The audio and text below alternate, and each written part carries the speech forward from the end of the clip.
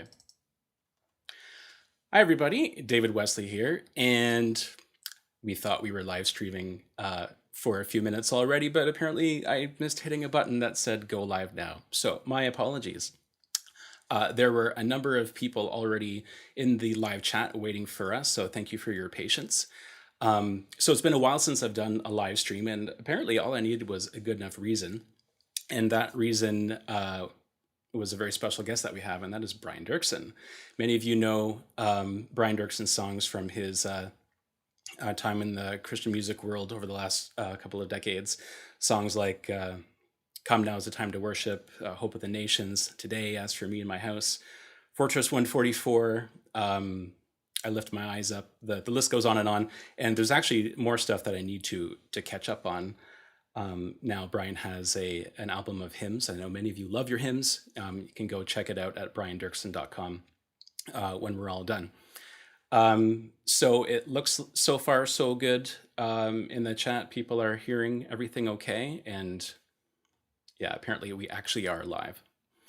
So without further ado, here is Brian. I'll bring him up on the screen. Thanks for coming, Brian.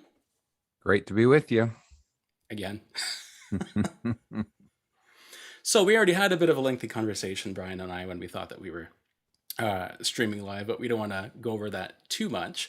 But Brian is with us because he will be collaborating with me and my virtual choir on our 11th virtual choir project, The River, which Brian co-wrote with his friends Michael Henson and Brian Thiessen. It's a song that I've led in church myself. I've only known it for 3, maybe 4 years, though you put it out in 2004-ish, correct? Correct. So just as a quick rehash of what I already said to Brian, that what I thought was my first introduction to him was the song Come Now is the Time to Worship. And I know starting as a university student in the late 1990s, 1999, going from a traditional church in a small town to a very vibrant church plant of already a few hundred people in a university town, where contemporary music was part of the DNA. It was kind of part of the vision and the methodology that was planned from the beginning. This was kind of my first exposure to that, and Come Now is the Time to Worship, to me, was a big part of that experience, because even though the church wasn't liturgical in any kind of meaningful way, one of the things they did was kind of take you on a journey through the service, through some of those liturgical elements. And one of them is a call to worship, God inviting people to come to the temple and celebrate, his presence and what he's done. So Brian, at the risk of asking you to repeat yourself earlier, can you tell us a little bit more about that song? Yeah, sure. Love to. It's crazy to think that that song was written in 97 and it's still, still around. And it came at a moment in my life when I was bewildered. I was struggling. We had found out that our son had Fragile X syndrome, would require care for the rest of his life. We had tried to launch a musical. The album Father's House had been a really big success, but the live show ended up collapsing after losing $1 million plus. And I was in this season of like just reevaluating. People talk about terms like deconstruction with their faith, reconstruction. I've kind of landed eventually on a term that I use is called faith renovation. Let's just say there were some extensive renovations going on in the Doerksen house of faith, and I was learning fresh things. I mean, things that you experience actually make you see and question things in different ways. Having a special needs child, going through such a cataclysmic failure, so to speak, of a project.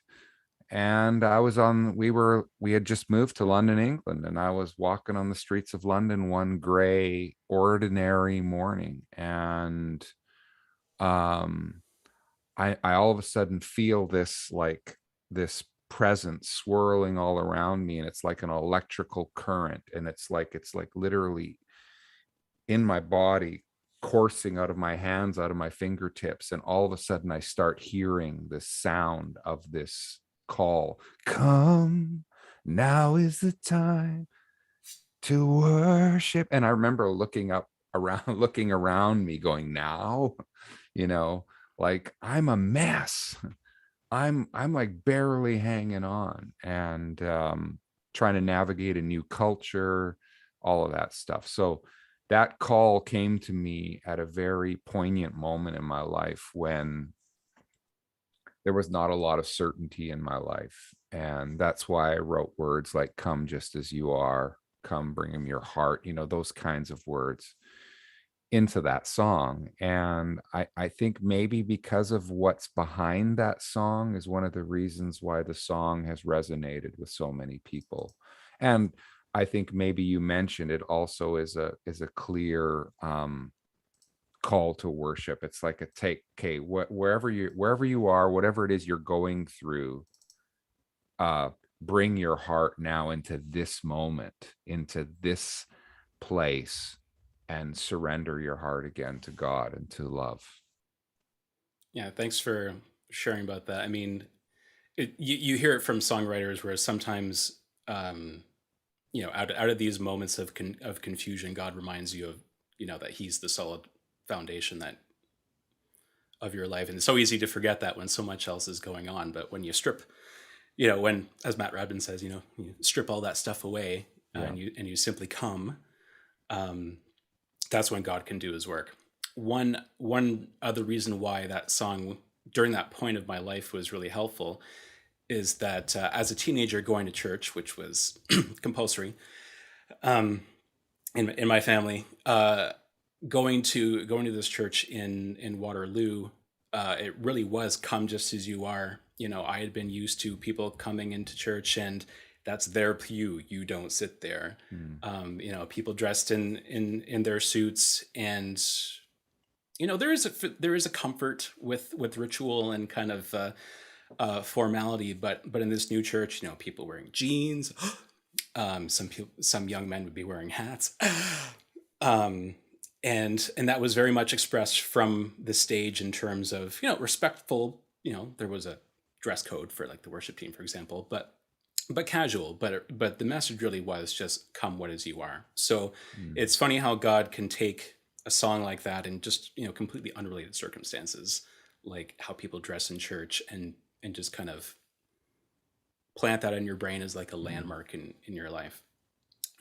So in terms of, like I said, that was what I thought was my first encounter with your music, but turns out there was one earlier. And I think my mother's watching this stream, so watch out, Mom. Um, during in 1997, I believe, which my sister is a year older than me, and that was her last year of high school. My father said to us, "Look, you two are gonna do like a musical special in church. Like, this is non-negotiable." Okay. I just to give you some context. I had been forced into piano lessons when I was little. Didn't practice, didn't progress very far at all. And finally, my when I was 10, my piano teacher moved away, and I was able to quit because it wasn't worth the trouble of taking me, to somebody else that didn't live next door. But I'd kind of been reteaching myself, but with the focus on, here are some worship songs that I like, and that kind of was enough motivation. And I still haven't really fully taught myself how to play piano. So my dad said, pick a song, here's a time frame that you have, you do it. So I learned a song on the piano. My sister was singing, and the song was "Refiner's Fire."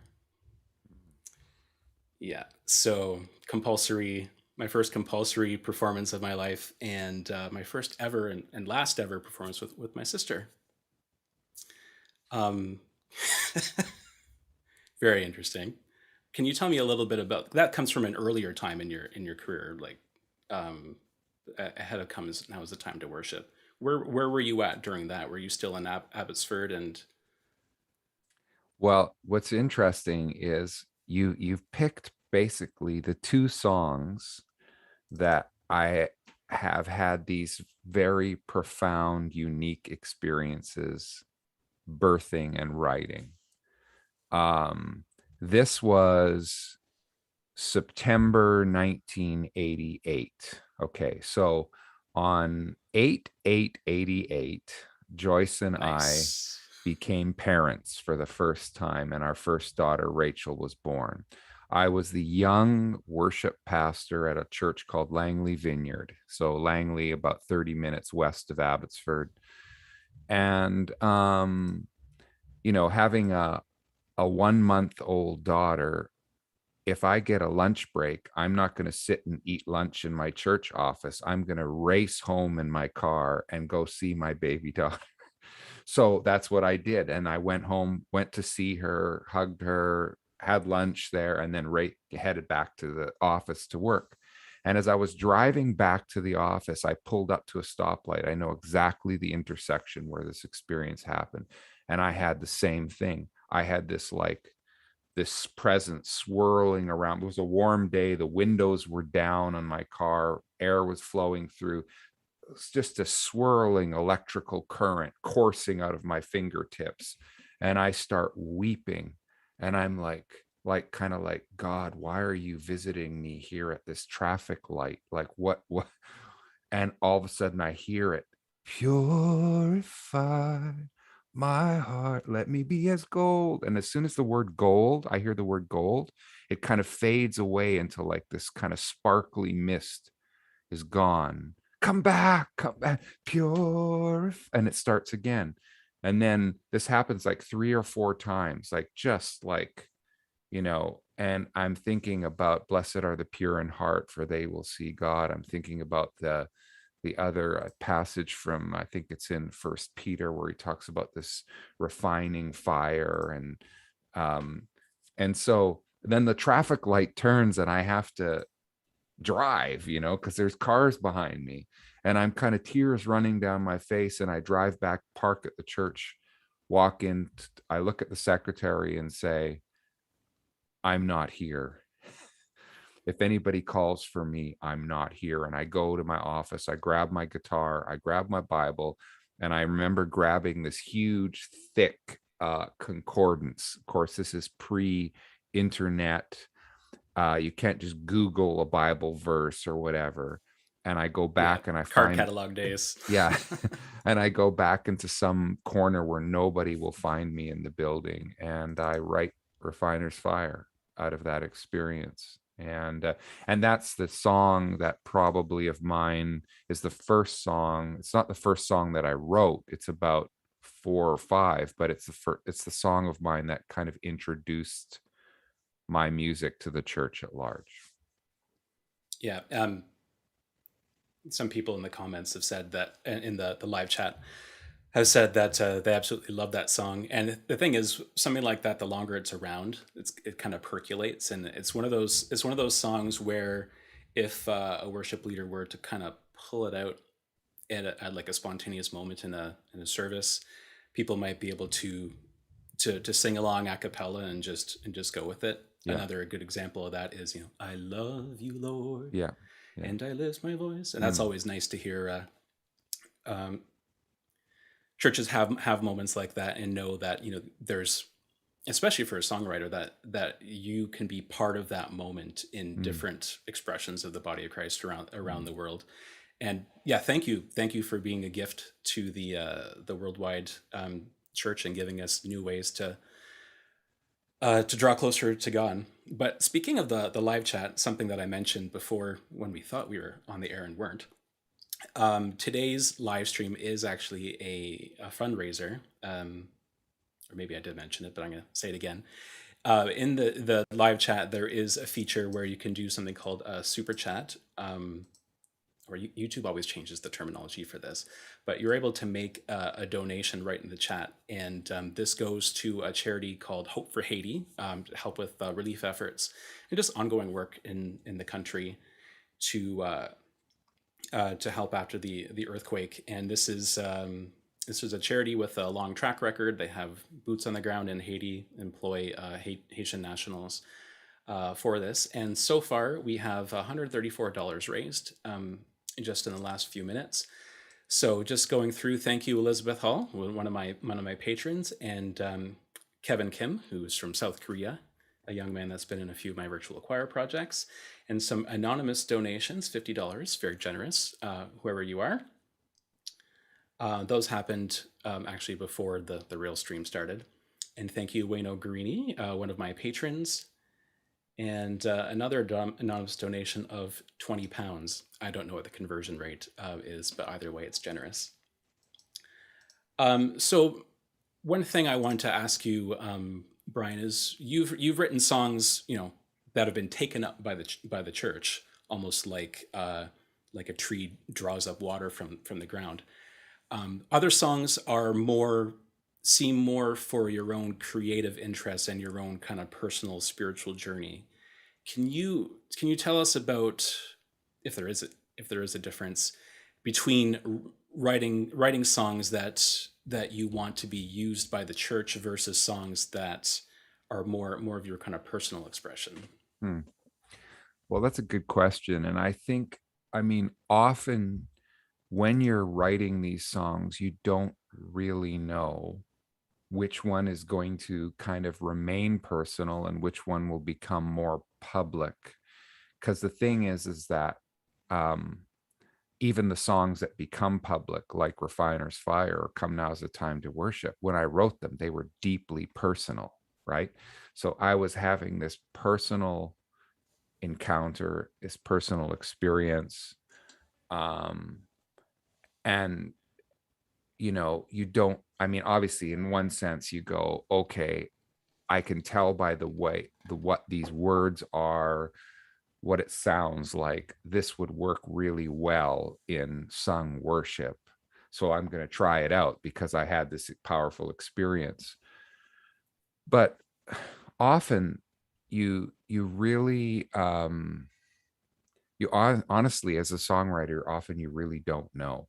You just write the next song that you are moved to write.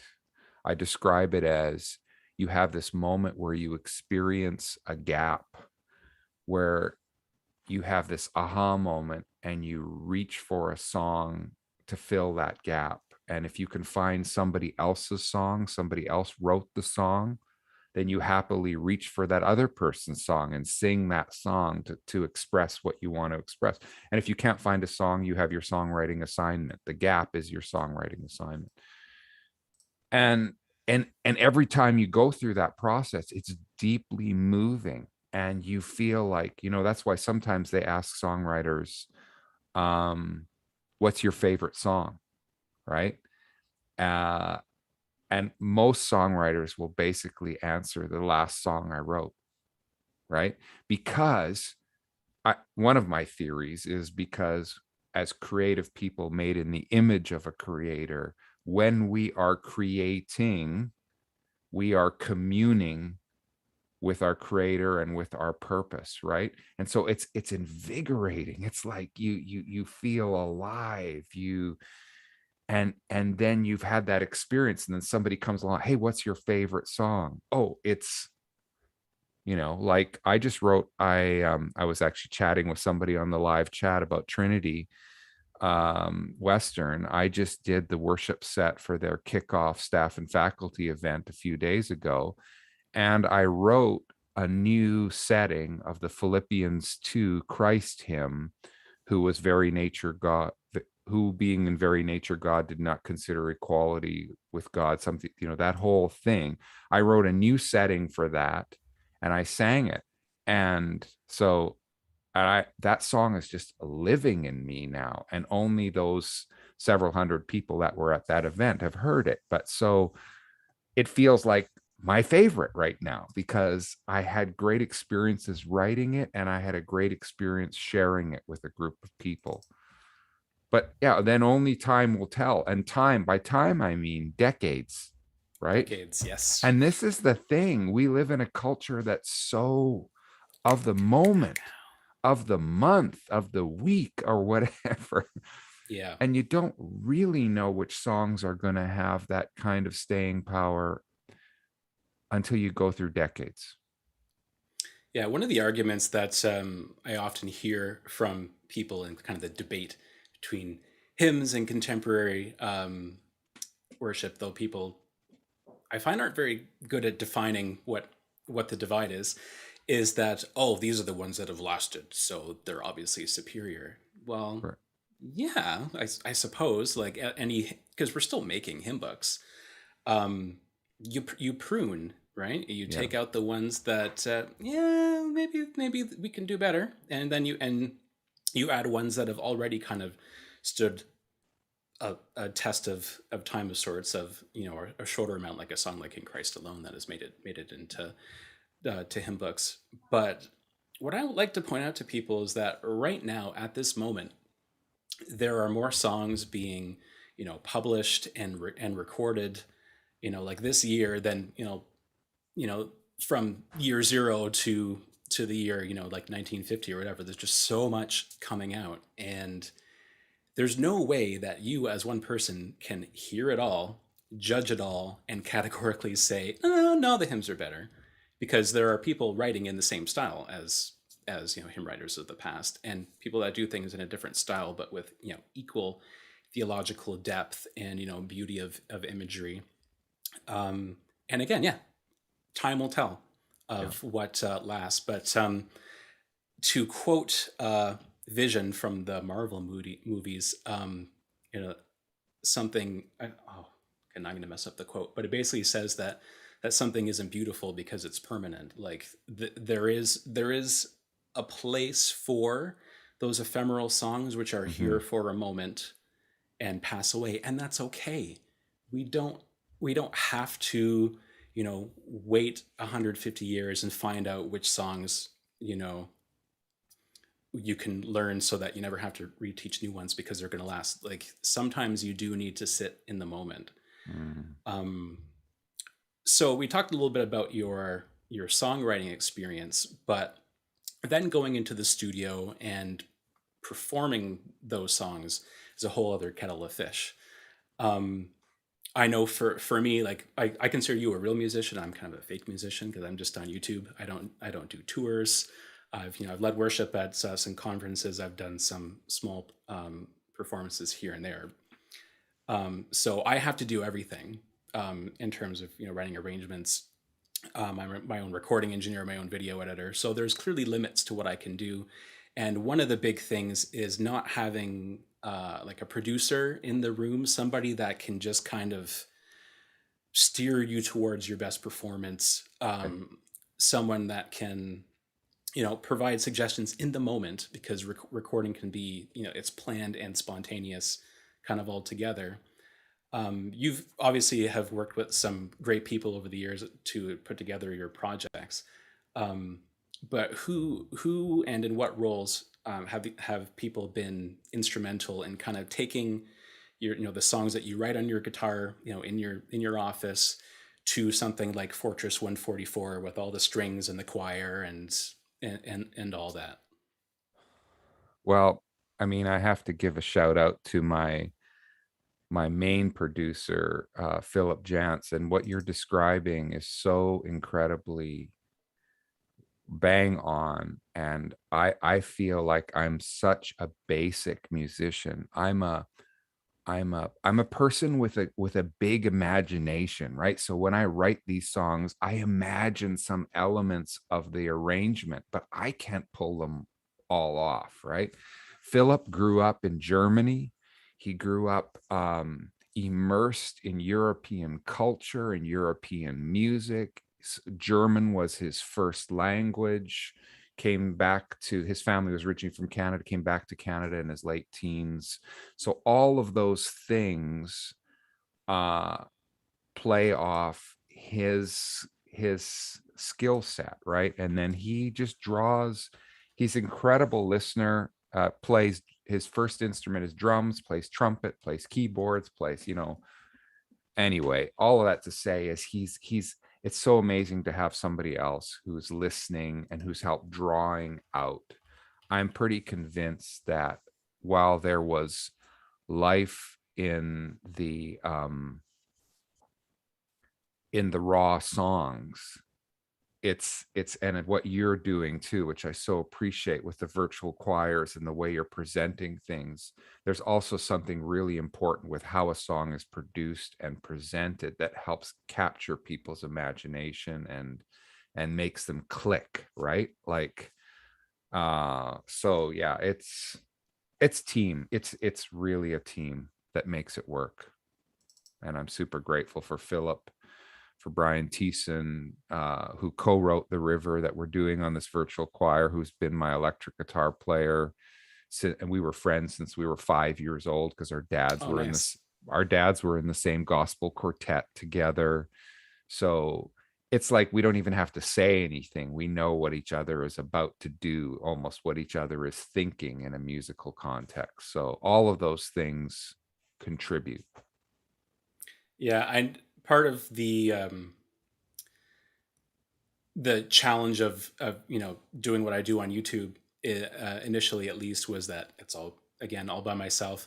So like normally, yeah, you can bounce things off of people, and that's where the virtual choir came in. I did my first one in 2016, well before COVID, and I had a lot of people asking, if they could sing with me in a video, and I just didn't know how to incorporate that. Oh, Mm. sorry, my camera just timed out there. One sec.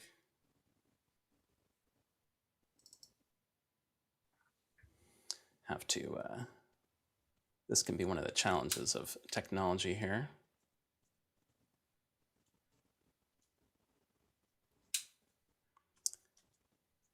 Here, camera.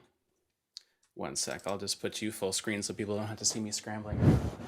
Mhm. Oh, the joys of Oh, the joys. technology. Um, I was just typing in here. Somebody's been at Kevin, who Kevin Kim in Korea. You stayed up super late to watch this, and you've been saying that "Hope of the Nations" is the most known song of mine in South Korea, and that was my 9/11 song. That was the song I had been writing. Jesus, hope of the nations, Jesus, comfort for all who mourn. Um, those were the words that I was just focusing on and writing just before 9/11 happened. In fact, I was booked to fly. This is interesting. We were prepping for the recording that would go on to be called You Shine. It was my first live recording with Integrity. We were going to record it live at a church in Dublin, Ireland.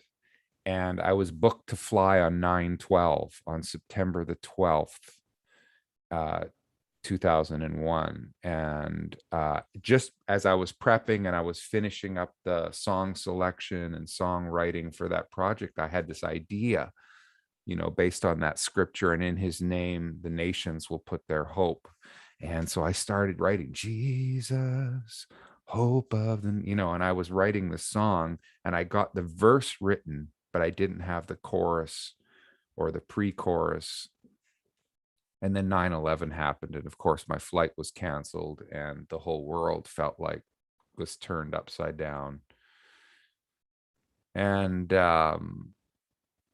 in the days after, between watching news reports, I finished the song, "You Are the Hope Living in Us." Everybody was talking about, I think in those days post 9/11, at least in North America,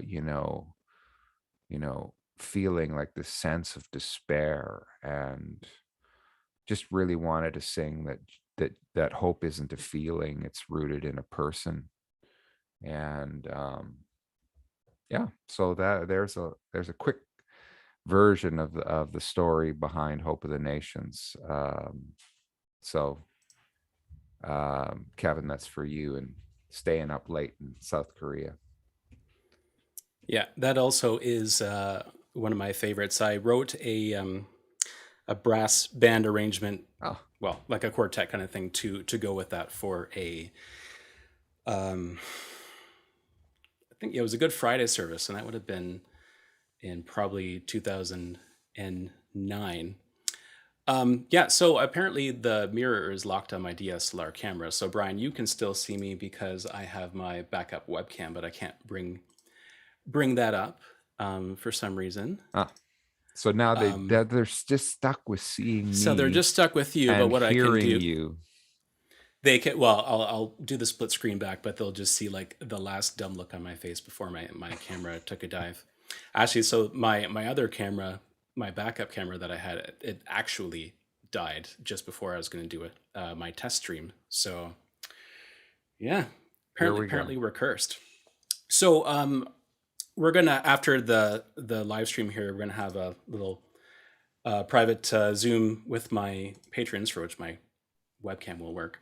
But before we go off, I just wanted to just remind people that COVID's been terrible for a lot of people, but it's really affected musicians, performers of all kind that have been dependent on live shows and tours and everything. And all that just kind of disappeared overnight in a very unprecedented way. Um, Now, for me, having done everything, kind of virtual, it was actually somewhat of a boon for me. But I know that it probably was a real head shaking moment for you last March when everything kind of shut down. Yeah. Can you tell us a little bit of how the last year and a half has kind of shifted your focus and what that means for you as a musician in the future going forward? Right. I mean, it's turned into a real gift. At first, it's like I have no like I had 45 concerts booked throughout Europe, Canada, for 2020, all canceled. But the thing is that I've I I've just really enjoyed the season of slowing down, of having more time with my family, of pivoting towards online stuff. I started by doing an online worship and devotional series called I Lift My Eyes Up. Um, we created three kind of specials, which had two of them had like scripts and written and music live, so live music. We filmed music. um and now I'm working on prepping to launch an online songwriting program and course called Unlocking Your Songs, to really help songwriters around the world write the unique songs that they're called to write. And I'm really excited about that. I love teaching. And I always kept on thinking about it in terms of, well, I do these workshops, right? And now I go, wait a minute, we've gotten used to Zoom. We can do this as an online program. And so I'm hard at work at that. So in the end, I think, and so now when I think about, I'm being potentially booked for touring, they've a booking company has trying to book a Christmas tour for me in Ontario. I don't know with the fourth wave whether that's going to happen this year, but it's exciting, but it's almost like, oh, You don't want to get your hopes up because you know yeah, that they could be yeah, dashed. it's just so like this roller coaster, right? So yeah, yeah. I know you'll be going to West Highland Baptist Church in Hamilton. Lee Brubaker is the worship pastor there. I've worked with him a little bit. I used to work for the Fellowship of Evangelical Baptist Churches in Canada, or whatever they call themselves Okay. now. I think just the fellowship. One of the responsibilities I had when I was there was to help planning the national convention, and we had it in Delta, BC, in 2006. And I was tasked with getting the worship leader, and you probably know Carolyn Aarons Oh yeah. from being out in that direction, and so I'd approached her to come, and my choice was shot down because I guess like she was like too contemporary or whatever. So that tells you tells you some of the issues I had being a 25 year old in a established organization. Um, I've mentioned on my social media and other places that one of the best ways to support artists and keeping the music coming, apart from listening to musicians on streaming services, is to actually go directly to their websites, and purchasing physical albums if you're still into CDs, or many people often have digital downloads, but it's kind of direct from the artist. And I noticed on your page you also had a little donation button, and I'm sure it's not something that you like to to really point people to, just as a matter of of humility and recognizing that there are bigger causes in the world. Yeah. But I want to encourage people that you know there you there are people that are struggling with having enough to eat, having shelter over their heads, and we could spend our entire lives and fortunes in trying to raise up our brothers and sisters around the world. But even then, we still need to feed our souls. Yeah. And one of the ways we do that is through music and through the arts. And as I like to tell people, usually in the context of conversations around copyright, that most songwriters and musicians don't have built-in pension plans. So if you really do cherish musicians and artists in your life, especially during this time, like as you feel safe, try venturing out to public events when they start. And there are ways to support musicians. I myself, I'm so grateful to my Patreon community for their support. It allows me to work part time. But yeah, everyone, I highly recommend that you go to briandoerksen.com. You can check out some of his albums. Definitely the is it Hymns for Life? Yeah, That Hymns for Life is the most recent project. It was my kind of COVID project. Yeah. yeah, so it's nice to be able to slow down and really kind of linger on something like that and bring fresh things to life. So yeah, go to briandoerksen.com and check it out. And we're gonna have to sign off just because this whole broken camera thing is kind of a drag. And Brian has some commitments as well afterwards. So thank you everybody for coming to this live stream. Hopefully, if I do it again, I won't have these technical difficulties. Brian, I'll give you the last word if you just want to, if you have anything to say, especially in light of the $250 raised for Hope for Haiti. Yeah, thanks to everybody for pitching in some love and some money for the people in Haiti who are really struggling right now. And to all of you around the world that watch this, just love and thanks for your encouragement. Thanks for supporting David and what he's doing with these virtual choirs. I just think it's such a brilliant, brilliant project and idea. And I was so encouraged and blessed when David asked me to join him for the river. You have, just as a reminder too, you have 1 week left to make submissions to sing with me, the river, and David. So we'd love for some of you that were here on this chat to sing with us. So yeah, all the best. All right. Thank you very much, everybody, and have yourself a blessed week.